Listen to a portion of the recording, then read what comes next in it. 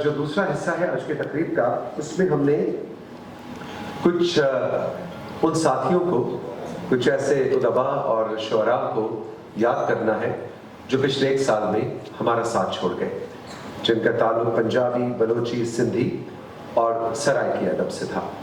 इन 4 शख्सियात को ट्रिब्यूट देना है और इन 4 शख्सियात को ट्रिब्यूट भी दौरे हाजिर के हमारे उदबा और शुअरा ही देंगे और उनको मैं एक एक करके मदऊ करूँगा स्टेज पे कि वो तशरीफ़ लाएँ और इन शख्सियात जो कि ज़िंदगी का साथ छोड़ गए और पिछले 1 बरस में जुदा हुए हमसे, उनको ट्रिब्यूट दें, उनके कुछ काम, उनकी फ़िक्र और उनकी सोच पर रोशनी डालें।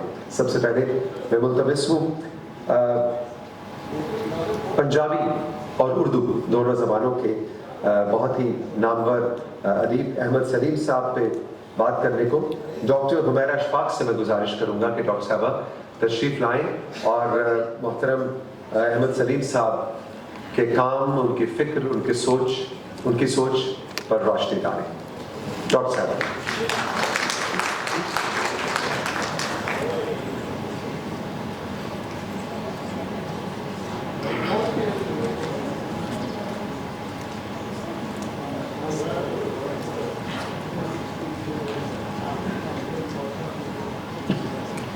बिस्मिल्लाहिर्रहमानिर्रहीम।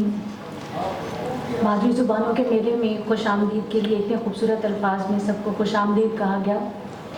मादरी ज़ुबानों के मेले की जो पहली बैठक, पहली नशिस्त, उसकी मेज़बानी का शर्फ किसी हद तक कह सकते हैं कि मुझे उसका एजाज़ हासिल है, क्योंकि नियाज़ नदीम और नुसरत साहिबा दोनों ये प्रोजेक्ट, ये आइडिया लेकर सर अहमद सलीम साहब के पास तशरीफ़ लाए और ये कई घंटों की मुलाकात में ये आइडिया तजवीज़ की तरफ गया कि इसमें किन लोगों को शामिल करना चाहिए, कौन कौन इसमें फ़ाल होगा, ये बेसिकली आइडिया क्या है।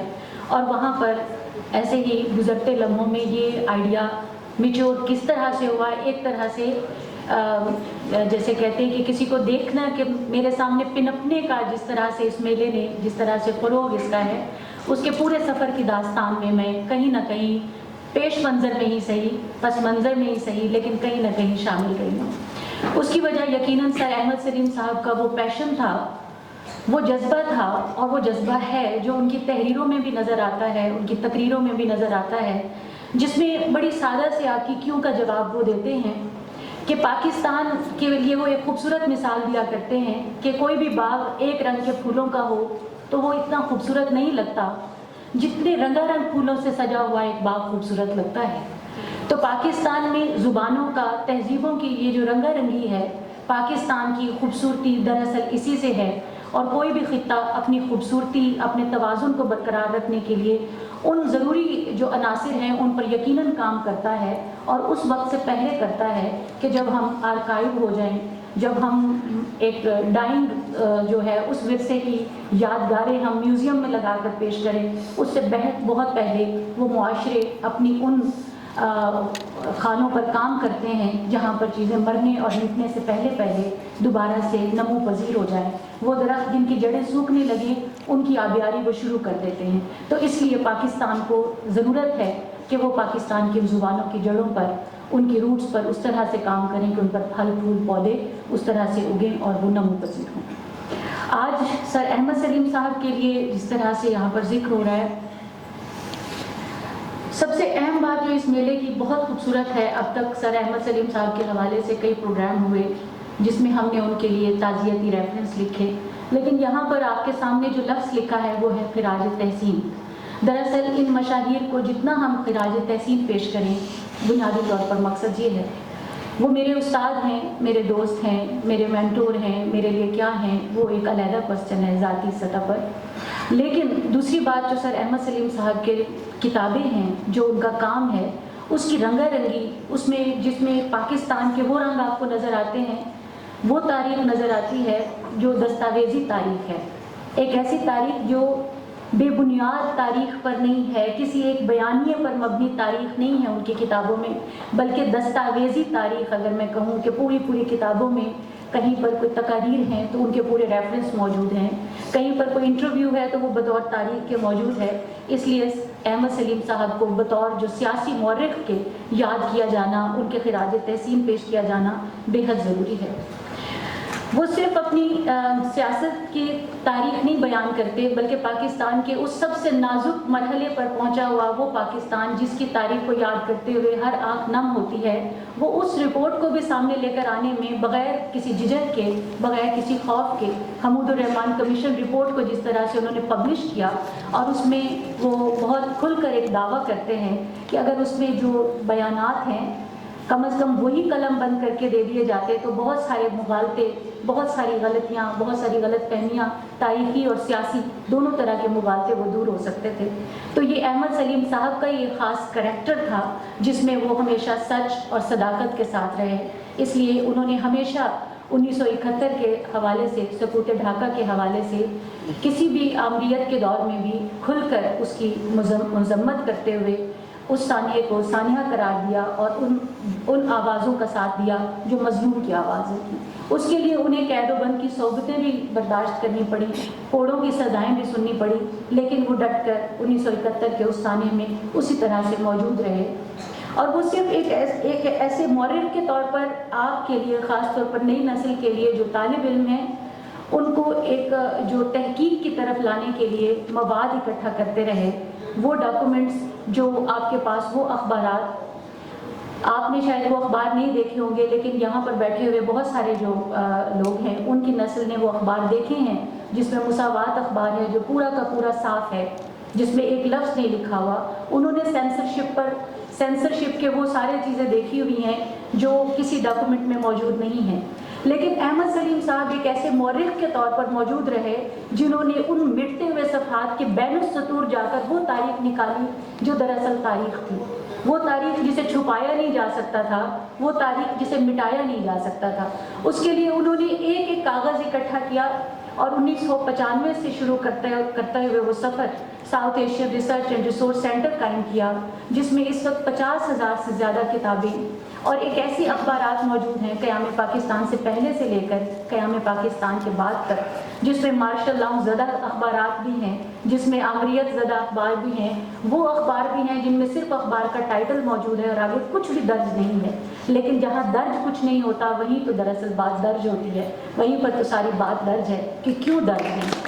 تو وہ ان سوالوں کا جواب انہوں نے کسی بیانیے کے تحت قائم نہیں کیا، انہوں نے آپ کے لیے، ہمارے لیے، محققین کے لیے، ریسرچرز کے لیے وہ سارے اخبارات پریزرو کیے، ان کو اکٹھا کیا، ان کو سنبھالے رکھا۔ ایک نحیف و نزار سی شخصیت جو لیور ٹرانسپلانٹ کی تکلیف کے باوجود، اپنی کینسر جیسی بیماری سے لڑنے کے باوجود، میں چشمدید گواہ ہوں کہ جب انہیں پوسٹ ٹرانسپلانٹ کی وہ اس میں تھے علاج میں 1 مہینے کا ریسٹ تھا، تو اس وقت بھی ایک پرانی اخبار بیچنے والا آیا تو اس وقت بھی انہوں نے 40,000 کے وہ اخبار خریدے، اور وہ 2 چیزیں اپنے لیے ہمیشہ رکھتے تھے، ایک مہینے کے گزارنے کے لیے جو ان کا راشن ہو سکتا تھا صرف اتنا، یا وہ ایک درویش صفت آدمی تھے، یہ بات ان کے سب دوست جانتے ہیں، میں صرف توصیفی الفاظ کے طور پر نہیں کہہ رہی۔ پہننے کے لیے انہیں بس جو پہن لیا بس وہ پہن لیا، ایک جھولا، ایک بستہ کندھے پر لٹکایا اور چل پڑے۔ باقی تمام ان کی جو جمع پونجی تھی یا وہ کسی کی مدد میں لگتی تھی یا پھر کسی آرکائیو کو اکٹھا کرنے میں لگتے تھے۔ تو جب تک وہ خود موجود رہے ان آرکائیوز کے درمیان میں تو محسوس ہوتا رہا کہ یہ سارا آرکائیو بہت زندہ ہے، بہت فعال ہے، بہت ایکٹیو ہے۔ لیکن جس دن ان کا وصال ہوا تو اس کے بعد مجھے لگا کہ وہ آرکائیو بھی کہیں نہ کہیں یتیمی کی شکل اس کے اوپر بھی طاری تھی۔ تو لیکن اب مجھے اور آپ سب کو یہ دعوت ہے کہ احمد سلیم صاحب کا یہ مشن کہ ان کی تاریخ، پاکستان کی تاریخ، پاکستان کے نوجوان، پاکستان کی یونیورسٹیاں ان کو پڑھیں، ان کو دیکھیں اور اس معذوری کا اظہار نہ کریں کہ ہمارے پاس وہ چیز موجود نہیں ہے۔ اس کے لیے انہوں نے تمام عمر قلم کی محنت سے، قلم کی کمائی سے، اپنے جیسے کہتے ہیں پیٹ پر پتھر باندھ کر کام کرنا، یہ محاورتاً ہوگا مگر انہوں نے فاقے کاٹے ہیں۔ انہوں نے ایسے فاقے کاٹنے کے باوجود ہمارے لیے وہ ساری تاریخ جو کسی لائبریری میں شاید آپ کو نہ ملے، کسی سرکاری لائبریری میں تو شاید بالکل ہی نہ ملے، کسی یونیورسٹی کو تو اس کی ضرورت ہی نہیں ہے، اس لیے وہاں پر وہ چیزیں موجود ہیں۔ تو اس لیے آپ سب کے لیے دعوت ہے کہ south Asian research and resource centre میں بغیر کسی فیس کے، بغیر کسی خرچے کے آپ تشریف لائیے اور دن اور رات جب آپ کا دل چاہے آپ بیٹھیے اور کام کیجیے، اور یہ सर अहमद सलीम साहब के विल के अंदर जब उनकी वसीयत खोली गई तो उसमें बड़ा वाज़ेह तौर पर लिखा हुआ है कि वो तमाम आर्काइव जो है वो बग़ैर किसी फीस के, बग़ैर किसी चीज़ के, वो सिर्फ नौजवानों को उसको मैक्सिमम इस्तेफादे के लिए जो है वो चंद लोगों की ड्यूटी लगाई गई, जिसमें से एक मैं भी हूँ, तो वो उनके लिए है। और हम वो नौकरी, वो जो एक हमारी ज़िम्मेदारी हमें दी गई है, हम उसके लिए आपके और सर अहमद सलीम साहब के दरमियान में सहूलतकार हैं, मददगार हैं, तो आप आए। लेकिन हमारे जो तालिब इल्मों का एक ख़ास रवैया है, मुख्तसरन सिर्फ एक बात तालिब इल्मों की तरफ करते हुए, कि हम हर उस चीज़ की तलाश करते हैं जिसमें हमें मटीरियल मवाद ना तलाश करना पड़े। हम वो दौले शाह की चूहों जैसा एक थीसिस लिखते हैं जिसमें हमें कुछ भी सोचना ना पड़े और हमें कुछ भी ना करना पड़े। तो उन मौज़ूआत की तरफ आइए जिन मौज़ूआत पर लिखा नहीं गया, उन मौज़ूआत की खोज निकालिए और उसके लिए मवाद आपके पास बेतहाशा मौजूद है।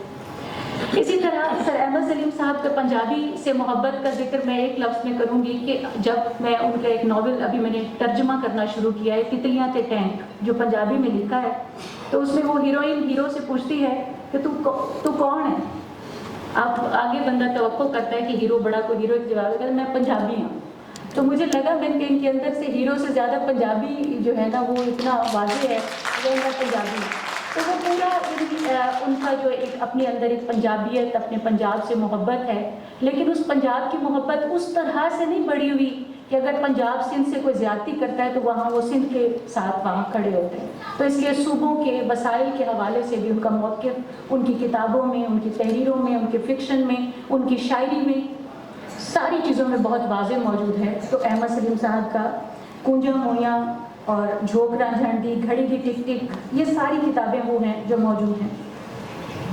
इसी तरह से उनकी सियासी तहरीरें जो शायद बहुत सारे इस वक्त जो हैं वो प्रिंट से बाहर हैं, लेकिन हम कोशिश कर रहे हैं कि उनको भी दोबारा ले आएँ ताकि आपके सामने वो सारी चीज़ें जो आप सोशल मीडिया से ग्रैस्प करके थोड़ी थोड़ी आधी अधूरी मालूमात के साथ पढ़ते और सुनते और मुगालतों का शिकार होते हैं, आपको पता चले कि पाकिस्तान की सियासी तारीख है क्या, जिसमें उनकी सियासी तहरीरों के मैं सिर्फ नाम दोहराऊंगी जिससे आपको अंदाज़ा हो जाएगा कि वो क्या शख्सियत थे और वो क्या लिखते थे। टूटती बनती असम्बलियाँ और सिविल मिलिट्री ब्यूरोक्रेसी, सियासतदानों की जबरी नाअहलियाँ, बलोचिस्तान, सूबा मरकज़ ताल्लुकात, ये किताबों के नाम हैं। हमूदुर रहमान कमीशन रिपोर्ट, अगली किताब का नाम है सिकंदर मिर्ज़ा एक सदर का अरूज ज़वाल, फिर अगली किताब का नाम है पाकिस्तान के सियासी कत्ल, फिर किताब का नाम है पाकिस्तान में मखलूत और जुदागाना इंतखाबात की सियासत, पाकिस्तान और अक़लियतें 1857 और आज। मैं अलहदगी नहीं चाहता था, शेख मुजीबुर रहमान के तारीख़ी इंटरव्यूज़ जो उन्होंने मुरतब किए। तो बात करने का सिर्फ मकसद ये है कि ये ज़रूरत है किसी शख्सियत को कि वो तख्लीक में भी किस तरह से पाकिस्तान से जुड़े हुए हैं, तहरीर में भी किस तरह जुड़े हुए हैं और तहकीक में भी वो पाकिस्तान के हवाले से और उनकी अक़लियतों के हवाले से, उनकी ज़ुबानों के हवाले से, सूबों की मोहब्बतों के हवाले से कितने फ़ाल, कितने एक्टिव रहे। और ये उन्हीं की सोच का नतीजा है कि नियाज़ नदीम जैसे दोस्त उन्हें मिले और जिनकी मदद से ये आज मेला सजा है। लेकिन आखिर में सिर्फ एक उनकी एक नज़्म का, जब दोस्त नहीं होंदा ਤਾਂ ਦਿਲ ਦੀ ਧਕ ਧਕ ਬੰਦ नहीं ਹੁੰਦੀ, जब दोस्त नहीं होंदा ਤਾਂ दिल ਦੀ धक धक बंद नहीं ਹੁੰਦੀ ਤੇ जीना पैंदा है जीवन के बिना। इसी तरह से बस सराइकी का एक छोटा सा मुझे याद आ रहा था गीत, जब मैंने यहाँ पर कदम रखा, एक बड़ा मशहूर हमारे आज सराइकी भी बेल्ट से बहुत सारे दोस्त आए हैं और उनको देखकर खुशी हो रही है। उसमें वो एक है, बड़ा अच्छा सा एक गीत है कि सजना बाजू यार न सजदे मेले ओ मेरे यार पारों दे पारों भी यार। तो सर अहमद सलीम साहब की कमी के बगैर ये मेला सजा तो है, लेकिन सजनों के बाद मेले सजते नहीं हैं। बहुत शुक्रिया।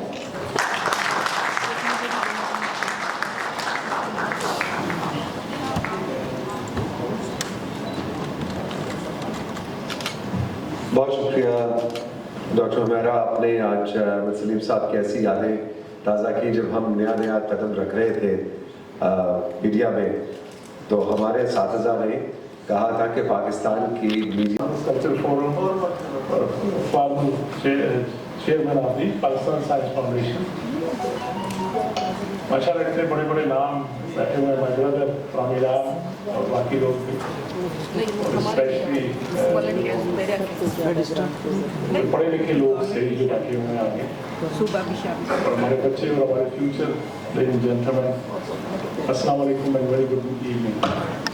मेरे लिए आज बहुत ही एक इज्जत का मकाम भी, एक बड़ी अच्छी फीलिंग है।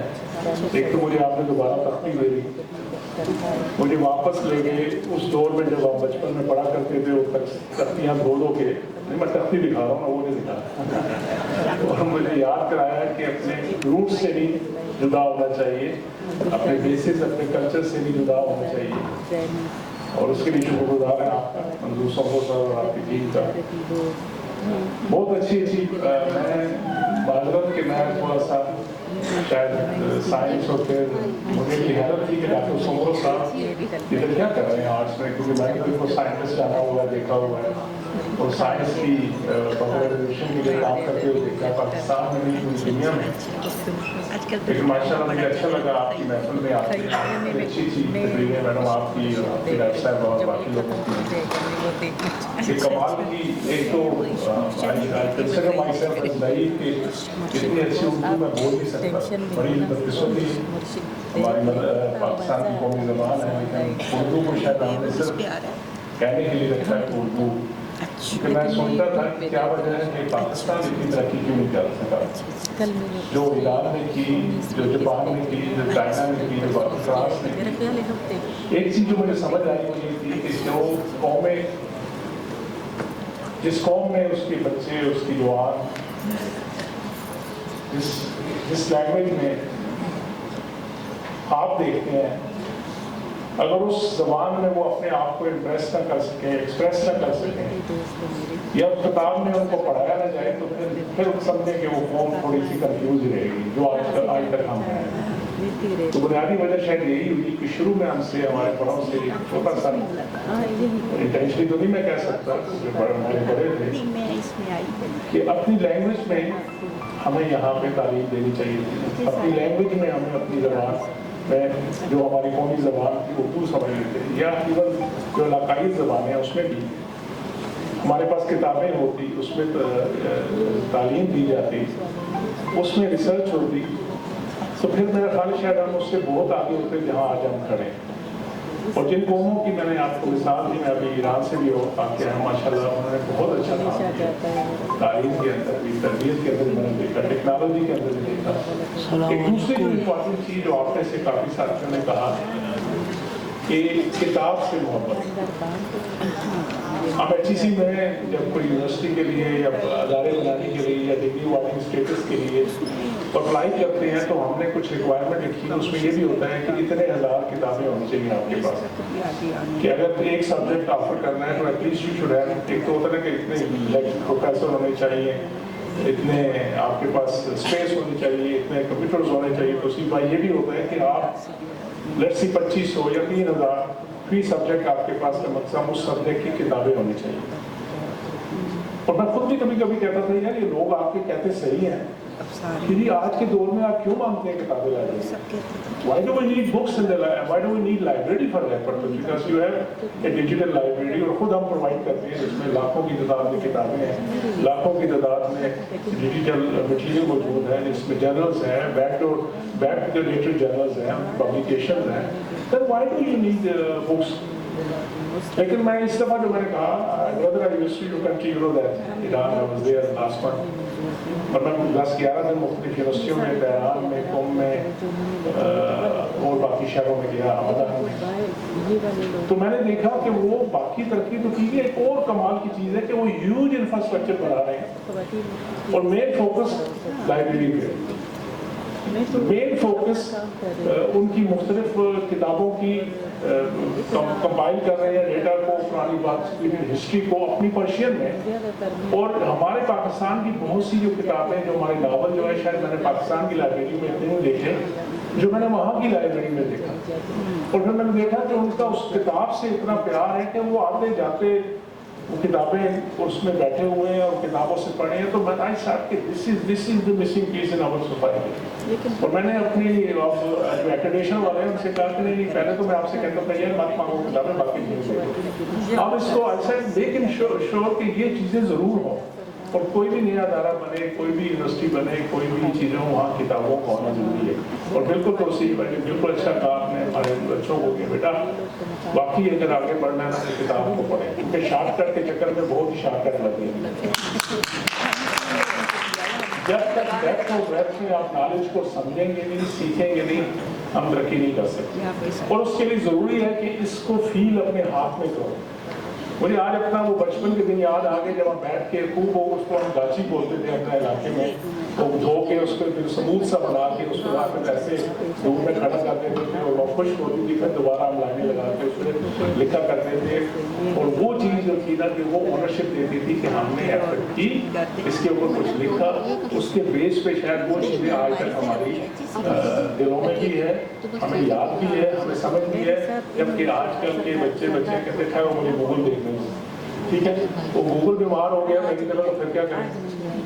तो जब तक डेप्थ और ब्रेथ नहीं है उस वक्त तक हम सीख नहीं सकते। और इस तरह के इदारे जो हमारे जैसा हमारे कल्चर फोरम है, और मैं उनको अप्रिशिएट करता हूँ कि इस दौर के अंदर इतने खूबसूरत लोगों को पाकिस्तान ने इकट्ठा किया। अल्लाह ताला आपको हिम्मत दे। और ये भी सही कहा गया कि पाकिस्तान में हमेशा कहता हूँ एक खूबसूरत गुलदस्ते की तरह, जहाँ मुख्तलिफ ज़बानों के लोग, मुख्तलिफ कल्चर के लोग, मुख्तलिफ इलाकों के लोग, अल्लाह ताला ने इस मुल्क को, स्पाइसी इलाक़ को हमें दिया है खूबसूरत गुलदस्ता बना। और हमने उसका क्या हाल किया, जो हमने मुकामी ज़बानों का कर दिया, जो हमने मादी ज़बानों का कर दिया, क्योंकि फूल मिला के फेंकते गए और वो ज़बानें भी इस तरह आजकल का गायब हो रही है। और हम एक सोसाइटल एक अजीब कंफ्यूजन में बैठे हुए हैं कि हम हैं कौन और करना क्या है। मैं हमेशा किसी जगह जाता हूँ, बच्चों से बात करता हूँ, मुझे लोग पूछते हैं कौन है, तो मैं कहता हूँ पाकिस्तानी। कहते नहीं कहाँ से हैं, मैं कहता हूँ पाकिस्तान से। कहते नहीं पैदा भी हुए थे, मैं कहता हूँ पाकिस्तान में। तो वो जिद से हो जाते हैं, क्या करता है। मकसद ये है कि हम आस्ता आस्ता उस खूबसूरत जो हमारी आइडेंटिटी थी उससे अपने आप को एक साइड पे करके शायद अपनी नई पहचान बताना चाहते हैं, जो ना पाकिस्तान के लिए अच्छा है, ना आपके लिए अच्छा है, ना मेरे लिए अच्छा है, ना आने वाली नस्लों के लिए अच्छा है। तो आइए मिलकर फिर उसको पहचान को दोबारा जिंदा करते हैं। और इस तरह की महफिलों में हमारे जैसे कई लोगों को बुला के आप हमारी इज्जत भी बढ़ाते हैं और हमें मौका भी देते हैं कि we should also have the same feeling. Believe me, I was very impressed, madam, from all of your speeches, especially your speech, कि इतनी इसे तौसीफ साहब ने कहा ना कि इतनी खूबसूरत उर्दू और जिसे कहते हैं मोती पुराना लफ्ज़ों का, माशाअल्लाह अल्लाह ताला आपको जज़ाए खैर दे। और मैं इंशाअल्लाह सोबरों साहब हमारे भाई हैं, मैं ऐसे कहूँगा यहाँ बाकी जगह हम इकट्ठे जाते हैं, यहाँ भी मुझे ले जाएगा ताकि मेरी भी कोई तरबियत हो जाए, मेरी भी सीख लो आता है कुछ मुझे भी अल्लाह ताला ने हमें दिया था। अभी आते हैं जो आपने कहा कि we are also aware, believe me, I being a teacher, I being the administrator now and also the regulator in Pakistan in higher education sector. From beginning we tried to create different resources, providing different sports to different institutions के वो languages पे काम करें। मैं कुछ मिसालें देता हूँ। हमने माशाल्लाह कायद-ए-आज़म यूनिवर्सिटी के लोग यहाँ होंगे, हमने कायद-ए-आज़म यूनिवर्सिटी में एक सेंटर बनाया है जहाँ पे इस तरह की कल्चर और इस पे काम हो सके और वो आगे इस पे बढ़े। इसी तरह आपको याद होगा दानी साहब का एक एक्स्ट्रा का साहब बहुत बहुत शुक्रिया, थैंक यू वेरी मच। ख़वातीन और हज़रात, इससे पहले कि हम आज की तकरीब के अब आखिरी हिस्से की जानिब बढ़ें, मैं आपके गोशगुजार दो चीज़ें करना चाह रहा हूँ। एक तो ये कि आज इसकी ये इफ्तिताही तकरीब थी इस मेले की, कल और परसों यानी कि 17 और 18 फरवरी 2024 बाकायदा नशिस्त होगी। बैक वक्त 2 सेशंस हमारे हुआ करेंगे यहीं PNCA में। आप सब ख़वातीन और हज़रात और अहबाब और दोस्तों और बच्चों से गुजारिश है कि इस बात को दूसरों तक पहुँचाएँ। आइए सुनिए, बहुत अच्छे अज़हान आपकी खिदमत में फ़िक्र पेश करेंगे, सोच पेश करेंगे। कुछ ऐसी सोच होगी जिससे आप इत्तेफाक करेंगे, कोई ऐसी भी सोच होगी जिससे आप इख्तिलाफ करेंगे।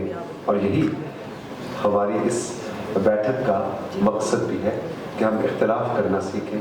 ہم یہ سیکھیں کہ بلتی زبان میں ادب کیا کہہ رہا ہے. ہم یہ سیکھیں کہ پوٹوہاری زبان کا شاعر کیا کہہ رہا ہے. ہم یہ سیکھیں کہ براہوی بلوچی زبان میں اس وقت کیا ادب تخلیق ہو رہا ہے اور اس سے سمجھنے, اس سے ریلیٹ کرنے کی کوشش کریں. اور اس کے لیے ضروری ہے کہ اگلے 2 روز آپ ضرور تشریف لائیں. ہم اب آج کی اس تقریب کے, جیسے کہ میں نے عرض کیا, اختتامی حصے کی جانب بڑھ رہے ہیں جس میں زیادہ لمبا آپ کا ہم وقت نہیں لیں گے. کچھ شیلڈز ہیں, یادگاری شیلڈز, جو کچھ احباب کی خدمت میں ہم پیش کریں گے. اس کے بعد آج کی تقریب کے مہمان خصوصی ڈاکٹر مختار احمد صاحب, جو کہ چیئرمین ہیں ہائر ایجوکیشن کمیشن کے, ان کو بھی ہم سنیں گے. اور پھر بلکہ ایک آخری حصہ نہیں ہے, اس کے بعد پاکستان نیشنل کاؤنسل آرٹس کی, Pakistan national council of the arts کی جانب سے کچھ موسیقی اور رقص کا اہتمام بھی ہے, جس میں ہمارے تمام صوبوں کی نمائندگی ہوگی, تمام ریجنز کی نمائندگی ہوگی. تو آپ سب سے گزارش ہے کہ اختتام تک بیٹھیے گا. میں سب سے پہلے گزارش کرنا چاہوں گا ڈاکٹر مختار احمد صاحب سے کہ وہ تشریف لائیں. چیئرمین ہائر ایجوکیشن کمیشن, جو آج کی تقریب کے مہمان خصوصی ہیں. سر تشریف لائیے, آپ کے آتے سے کچھ تمثیل چاہتے ہیں. ساتھ ہی میں انڈس کلچرل فورم کے چیئرپرسن ڈاکٹر منظور سومرو صاحب سے گزارش کروں گا کہ وہ بھی تشریف لائیں. اور ڈاکٹر ایوب جمالی صاحب, director general Pakistan national council of the arts. Jamali صاحب مجھے نظر دیں.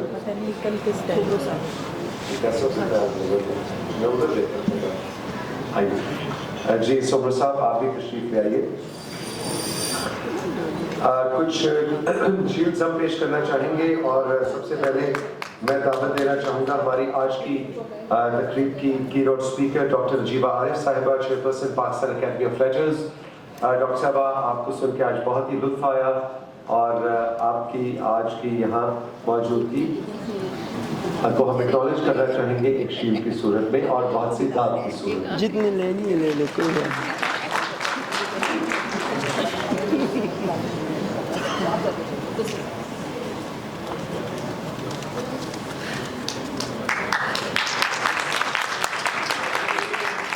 اتنی کم تعلیم کی 2 وجوہات ہیں, یا تو آپ بھول گئے کہ ڈاکٹر صاحبہ نے کیا کہا تھا, یا آپ کو کچھ سمجھ نہیں آ رہا تھا کہ انہوں نے کیا کہا.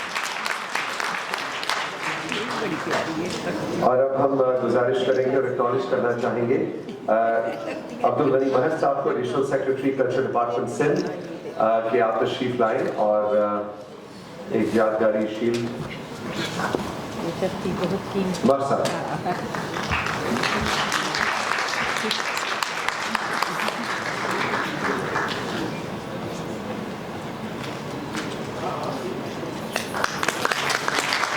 اور اب میں ملتمس ہوں جناب ایوب جمالی صاحب اور ڈاکٹر منظور سومرو صاحب سے کہ آپ دونوں ہمارے آج کی تقریب کے مہمان خصوصی ڈاکٹر مختار احمد صاحب کو ایک شیلڈ پیش کریں.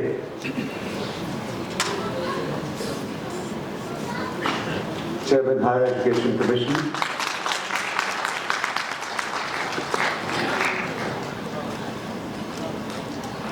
خواتین و حضرات, جیسا کہ میں ابتدائی میں عرض کر رہا تھا کہ ڈاکٹر مختار احمد صاحب اپنی طبیعت کی ناسازی کے باوجود اب تک ہمارے ساتھ موجود ہیں, اس لیے کہ ان کی بہت زیادہ جڑت ہے ان تمام دیوانوں جیسی باتوں سے جو ہم سب کر رہے ہیں. ہم دیوانے سے نہیں.